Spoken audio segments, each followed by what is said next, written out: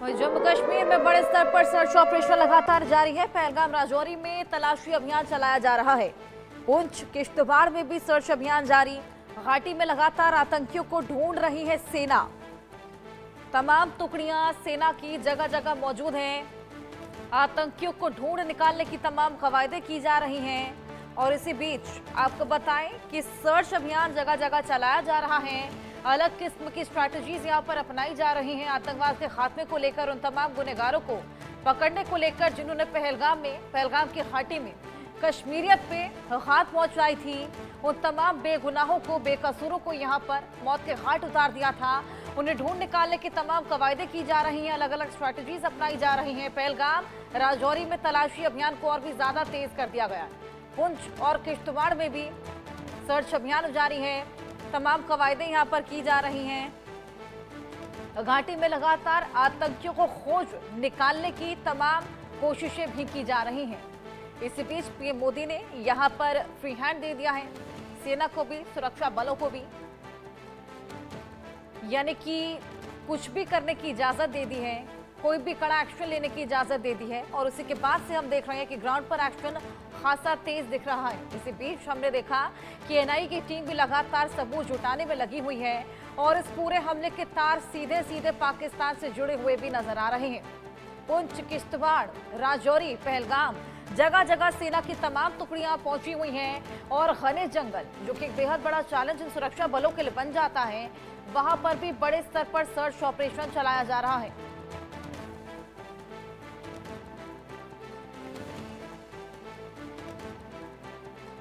हमारे साथ आशिक मीर उरी से, वहीं दीपक विश्वकर्मा राजौरी से जुड़ गए हैं। जावेद हुसैन हमारे साथ पहलगाम से जुड़ गए हैं। तीनों के पास चलेंगे, जानने की कोशिश करेंगे सर्च अभियान किस तरीके से चलाया जा रहा है। सबसे पहले जावेद, मैं आपके पास आऊंगी। सर्च अभियान को और ज्यादा तेज कर दिया गया है। आतंकवाद के खात्मे को लेकर तमाम कवायदे लगातार जारी। क्या स्ट्रैटेजी वहां पर अपनाई जा रही है? और देखिए, जिस तरीके से 2 दिन तक जो यहाँ पहलगाम में बैसन घाटी के और बेताब घाटी की तमाम इस इलाके में मौसम ख़राब था, इसलिए एनआईए की जो इन्वेस्टिगेशन होनी थी शायद वो इन्वेस्टिगेशन पूरी तरीके से नहीं हो पाई। लेकिन वहीं दूसरी तरफ जो क्वेश्चनिंग का दौर था वो लगातार जारी है। दूसरी तरफ जो सेना की तरफ से सर्च ऑपरेशन को पूरी तरीके से अंजाम दिया जा रहा है। जो तमाम बैसन घाटी के पास का जो पूरा इलाका है, पीछे का जो पहाड़ी है, जंगल इलाका है, वहाँ पर पूरी तरीके से जो है सर्च ऑपरेशन को कंडक्ट किया जा रहा है। और जो एक टेक्निकल जो बेस पे स्ट्रेटजी होता है, उसी बेस को लेकर जो है इस सर्च ऑपरेशन को कंडक्ट किया जा रहा है।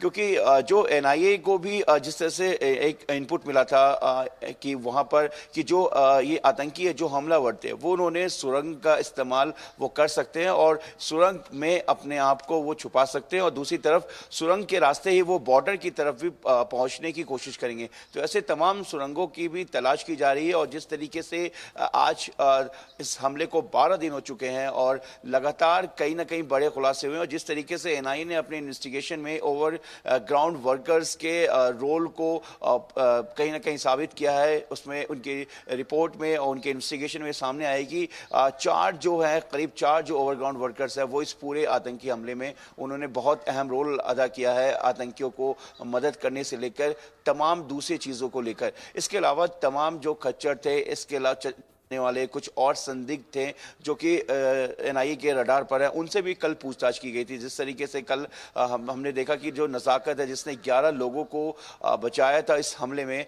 कल उसे भी पहलगाम पुलिस स्टेशन बुलाया गया था पूछताछ के लिए। उसने बताया कि पहलगाम पुलिस स्टेशन से उन्हें वहाँ पर जो जाँच अधिकारी है उन्होंने बुलाया है और ये लगातार जो जाँच है ऐसे नज़ाकत जैसे कई लोगों से की जा रही है, उसमें ये बेसिकली जानने की कोशिश की जा रही है कि जो टाइमिंग थी और टाइमिंग के अलावा जो एग्जिट और एंट्री पॉइंट और इसके अलावा जो इस पूरे इंसिडेंट का जो समय था वो किस तरीके से हुआ। और सबसे पहले कि जो गोलियां शुरू हुई, आवाज़ सुनाई दी शुरुआत में, जैसा कि नज़ाकत ने बताया था कल की, वो पटाखा ऐसा लगा कि पहले पटाखा कहीं चला है, लेकिन बाद में जिस तरीके से फिर लोग भगदड़ मचे, उसके बाद लोग जिस तरीके से भागने लगे, तो ये लगा कि कहीं उस तरफ से, मतलब बैसन घाटी के सामने जंगल से पहले की तरफ वहां पर गोलियां चल रही हैं, क्योंकि तुरंत समझ में आ गया कि ये गोलियां चल रही हैं और जिस तरीके से लोग भाग रहे थे। उसके बाद इस पूरे मामले में तकरीबन 2500 से ज्यादा और वहां पे 150 से 200 लोग मौजूद थे बैसन घाटी में, जो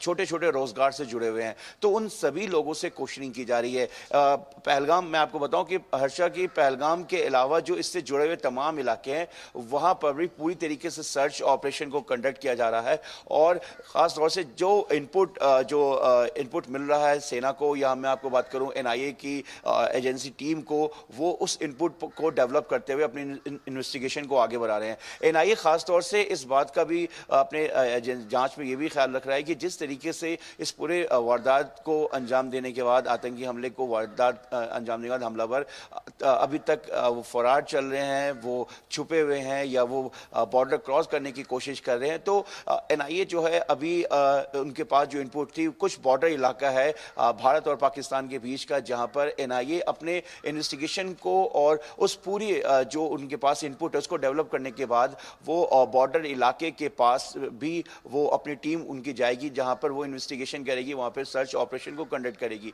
तो कुल मिलाकर जो हम आपको बताएं कि आतंकियों की तलाश के लिए लगातार सर्च ऑपरेशन जारी है। और आज जैसा कि मौसम साफ है, आप देख रहे हैं कि आज बारिश नहीं हुई है क्योंकि रात तक बारिश हो रही, तो आज ऐसा माना जा रहा है कि जांच एजेंसी जो है आज वो 3D मैपिंग और टेक्निकल बेस पर, यानी कि पूरी टाइमलाइन के साथ आज सीन को रिक्रिएट कर सकती है। जी हर्षा। बिल्कुल, लगातार एनआईए वहां पर जांच पड़ताल कर रही है, ऐसे में तमाम सबूत वहां से निकलकर भी सामने आ रहे हैं। दीपक, मैं आपके पास आऊंगी, वहां पर किस तरीके से सर्च अभियान को अंजाम दिया जा रहा है, क्या कुछ चैलेंजेस वहां पर फेस करने पड़ रहे हैं?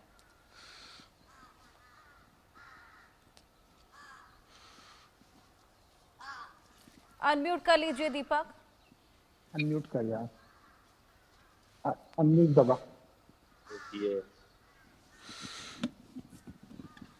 Hello hello. बिल्कुल दीपक, हम आपको सुन पा रहे हैं। देखिए, यहाँ जो नौशेरा का इलाका है, राजौरी का इलाका है, पुंछ और सांबा, यहाँ दिन भर तो स्थिति सामान्य नजर आती है, लेकिन जैसे जैसे शाम ढलती है, जैसे जैसे सूरज ढलता है और रात का जो गुम साया है, उसमें फायरिंग, उसमें सीज फायर का उल्लंघन, ये सब तमाम चीजें देखने को मिलती है। जो बॉर्डर के इलाके के जो आखिरी गांव है, वहाँ स्थिति ये है कि जो वहाँ के परिवार हैं, उनको रात भर बंकरों में रात गुजारनी पड़ रही है। ये लगातार स्थिति बढ़ती चली जा रही है। बीती रात की भी जो स्थिति है, उसमें जो सांबा सेक्टर है, जो राजौरी का इलाका है, वहां पर सीज फायर का उल्लंघन किया गया है और लगातार जिस तरीके से नापाक हरकतें हो रही हैं, उस बीच जो वहां के ग्रामीण हैं, वो लगातार जो रात है अपनी बंकरों में गुजार रहे हैं। तो एक बात तो स्पष्ट हो गई है कि जिस तरह की स्थिति हुई है पहलगाम में, उसके बाद जितने भी बॉर्डर के इलाके हैं, जो हिंदुस्तान और पाकिस्तान के इलाके हैं, उसमें चाहे राजौरी हो, चाहे सांबा हो, चाहे पुंछ हो, जो आखिरी गांव के लोग हैं, उनके लिए स्थिति बहुत ज़्यादा मुफीद नहीं है। क्योंकि यहाँ की जो स्थिति है, उसमें रात में, दिन तो एकदम सही से बीत जाता है, लेकिन जो रात का समय होता है, उस रात के साए में लगातार फायरिंग होती है और उसके बाद उन लोगों को बंकर्स में, जो बंकर्स बनाए जाते हैं, उसमें उनको भेज दिया जाता है और रात भर उनकी बंकरों में गुजर रही है। तो कहीं ना कहीं जो तनाव की स्थिति है, उस तनाव की स्थिति के बीच में जो ऊहापोह की स्थिति बनी हुई है कि कब क्या हो जाएगा, कब, क्योंकि लगातार जिस तरीके से सेना प्रमुखों की मुलाकात प्रधानमंत्री मोदी से हो रही है, और उसके बाद जिस तरह से उनको खुली छूट दे दी गई है, उन सब के बीच अब जो बॉर्डर के इलाके हैं, वहाँ सर्चिंग ऑपरेशन तो लगातार चलाया ही जा रहा है, सर्चिंग अभियान लगातार चल रहा है जंगलों के भीतर, और जो बॉर्डर के इलाके हैं, वहाँ गश्ती लगातार चल रही है।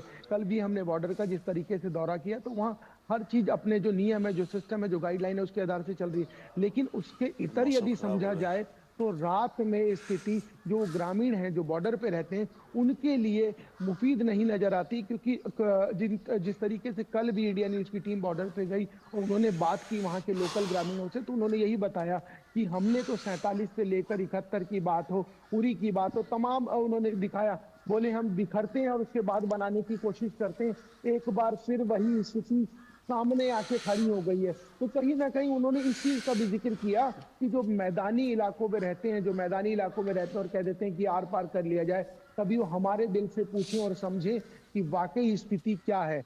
हम लोगों से भी पूछें कि वाकई युद्ध होना चाहिए कि नहीं होना चाहिए।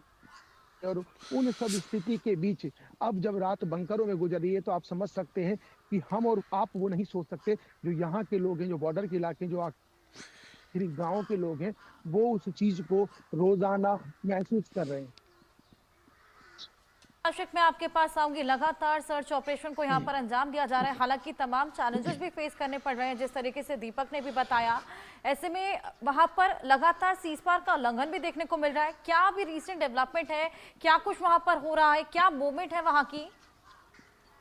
देखिए हर्षा, बिल्कुल लगातार हम देख रहे हैं बीते कई दिनों से जो भी सीमावर्ती इलाके हैं कश्मीर घाटी के, खासतौर पर उरी या गुरेज या टंगरदार मत्सल सेक्टर की जहां तक बात आती है तो यहाँ पर लगातार सेना सुरक्षा बलों का सर्च ऑपरेशन चल रहा है। और बीते कई दिनों से हम देख रहे हैं कि किस तरह से युद्ध विराम का उल्लंघन किया जा रहा है पाकिस्तानी आर्मी की तरफ से, लेकिन उसका जवाब जो है भारतीय सेना लगातार दे रही है। फिलहाल जो मौसम बना हुआ है, बीते कुछ दिनों से लगातार बारिशें हो रही थी, जिसके कारण जो इन्फिल्ट्रेशन अटेम्प्ट्स है उसके चांसेस काफी ज्यादा हाई बन जाते हैं, जिसके चलते अब बीएसएफ की तरफ से जो है अब मोबाइल चेक पोस्ट जो है कायम किए गए हैं इन सीमावर्ती इलाकों में, क्योंकि लगातार ये इनपुट आ रहा है कि आतंकी जो है पीओके के इलाके से लगातार घुसने की कोशिश कर रहे हैं, जिसके चलते अब सुरक्षा के कड़े प्रबंध जो है इन सीमावर्ती इलाकों में किए गए हैं।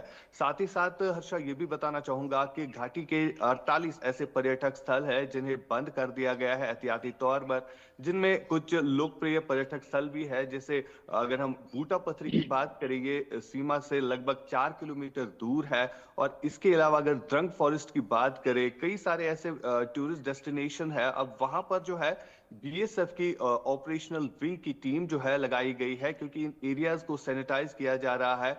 ये भी खबर आ रही है कि वहां पर जो डोक्स बने होते हैं, आतंकी जो है इन डोक्स में ही पनाह लेते हैं। यानी पूरे जो भी घने जंगली इलाके हैं वहां पर इस समय जो है बड़े पैमाने पर सर्च अभियान चलाया जा रहा है, ताकि जो भी आतंकी घाटी में छुपे हुए हैं उनको जल्दी से जल्दी न्यूट्रलाइज किया जाए। फिलहाल लगातार युद्ध विराम का उल्लंघन हो रहा है और कल शाम को भी पाकिस्तान की तरफ से फायरिंग की गई, जिसका जवाब यहां से दिया गया। लेकिन सबसे बड़ी बात जहां स्थानीय लोगों की आती है, तो स्थानीय लोग जो है कहीं ना कहीं डर और खौफ के माहौल में इन सीमावर्ती इलाकों में जी रहे हैं। स्थानीय लोगों का मानना है कि जब भी रात का समय होता है तो अंधेरे के बीच में जो है पाकिस्तान की तरफ से फायरिंग आती है, जिसके कारण उनके परिवार जो है बंकर्स में छुपने के लिए मजबूर होते हैं। बिल्कुल आशिक, लाजमी है जिस तरीके से लगातार सीजफायर का वायलेशन हो रहा है, आसपास रहने वाले लोग यहाँ पर खासा खौफजदा हो जाते हैं।